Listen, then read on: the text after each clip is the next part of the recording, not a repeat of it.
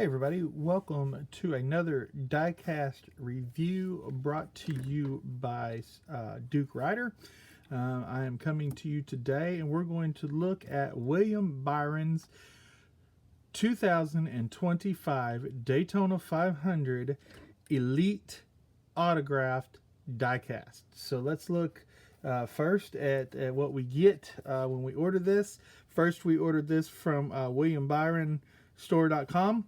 Unfortunately, our favorite diecast distributor, Circle B Diecast, does not have license for Hendrick Motorsports exclusives, so you have to order them from either the driver's personal store or the Hendrick Motorsports store. I do like to personally order these from WilliamByron.com because they don't have that funky hologram over the signature thing that a lot of the Hendrick Motorsports cars come with. So let's look at what comes with this car. First, you have the William Byron certificate of authenticity on the signature. He puts his little hologram sticker on the certificate card. Then you have the win card that comes with most of our win diecast. They're supposed to come with all of them, but sometimes they forget. I know it's a factory error, but it does happen. I have a couple wins that don't have the cards. This is something else that sometimes they forget, and that is the win sticker that comes with all of these really cool wins. And then, of course, you know, you get your, this being the elite version, you get the certificate of authenticity from the RCCA Elite Replica Collector Series. So, and then it's got, just has nothing on the back. Used to have Lionel information on the back, but anyway. And then you also have the box, which is, you know, just your regular elite box, no special identification, pictures, stuff like that you get with, sometimes you get with the others. The only thing you have right there is the William Byron number 24 Exalta Daytona 500 win 2025 Chevrolet Elite, 1 of 742. So there's all of the contents that comes with it. Now let's just take a look at this beautiful car covered in confetti. I used to not be a big fan of the confetti wind cars, especially when it was the only time that particular diecast got released. That particular paint scheme was a wind car, so they had confetti all over it, so you really couldn't see the car. The paint scheme, I do have several of those because that was the only way to get those paint schemes. But in cases like this, I absolutely love the confetti from Victory Lane. These are absolutely beautiful, beautiful cars, especially when it's your driver. Of course, the hood or the deck lid here opens on the Elite, and you can kind of see the fuel system and some details in there. It's really kind of hard to see. Let's see if we can get the hood to open. Sometimes all you have to do is tap, and you've seen if you've watched any of my reviews before, you've seen me. Sometimes all you gotta do is tap on it, and then other times you gotta find something that you can stick down in there that's thin enough. Of course, you don't want to damage your diecast. Give me just one moment, folks.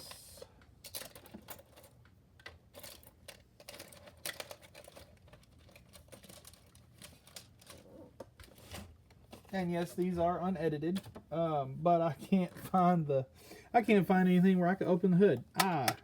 Wow. That's terrible, folks.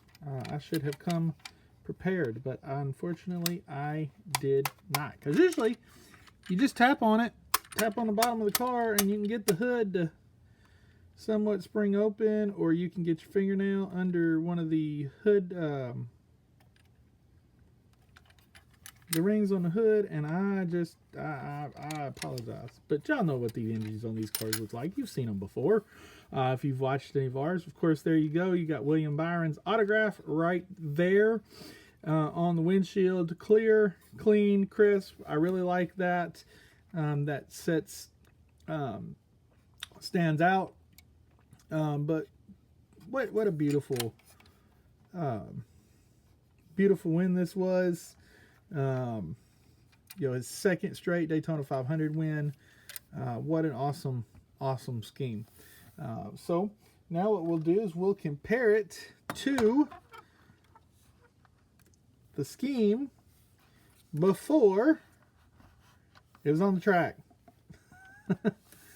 So this is what the car looked like when they showed up for qualifying. This is obviously just the ARC. It's not the Elite. The only Elites that I buy outside of his wins are his Liberty University Elites. So this is just the regular old ARC Exalta. And you can see where the confetti and the dirt and all that stuff is. In comparison, there's the back of the cars. Of course, you can see some scuff marks back there from all that drafting that they did. Spin it around here. I'll put this one back down here so you're getting the same same views. There's a side. Right side didn't have a whole lot. Didn't have a whole lot of scrape marks. Didn't have a whole lot of confetti. But the way they shoot the confetti in Victory Lane, it's not really that big of a surprise. But really cool to be able to compare these cars. There's the front. Of course, you can see the scuff marks. You can see the confetti. You can kind of even see a little bit maybe where they changed the scheme just a little bit. Coloration of the scheme just a little bit from the original production render to what the actual car ended up looking like. Sometimes that happens. Sometimes sponsors fall off. Sometimes decals get rearranged. Stuff like that in between when Lionel sends the render to the factory and they get made, and then of course when the car shows up on the track. Sometimes things get changed. It's just a way of life for NASCAR. Man, I am so excited to have this car in my collection. I'm excited to be able to finally get this review done and to get it to where you guys can enjoy the review and I can get it put on display. I also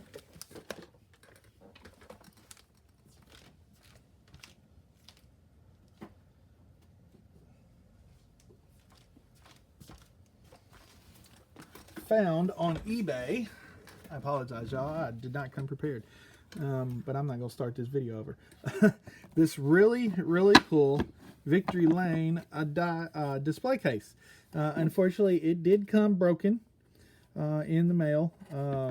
That was unfortunate. And you see my gluing is not the prettiest in the world, but you know what? This is going to be a case inside of a case. So let's just check this out. Let's just see how this looks. Oh, that's beautiful. That is absolutely beautiful. Yeah, that's so cool. I usually put diecasts in cases that have the Victory Lane checkered flag pattern. I've got several cases that have those, and I also have several that I've made copies of, photocopies, and that's how I did that. But man, this is so awesome. Thank you guys for joining. Check out all of our sponsors. They'll be linked in the description down below. Down there. Yeah, down there. Right there. And check out, of course, our favorite diecast distributor, CircleB.diecast.com. I hope that someday that they will pick us up as an official sponsor, and maybe we can get some more diecast reviews done a little bit quicker. This one's my fault because this came in the middle of our move, and we've been unpacking for the past 6+ months or so and trying to get stuff out of storage so that we won't have to pay all that ridiculous money to somebody just to keep our stuff safe for a little bit. But anyway, y'all have a blessed day, and we will see you on the next diecast review.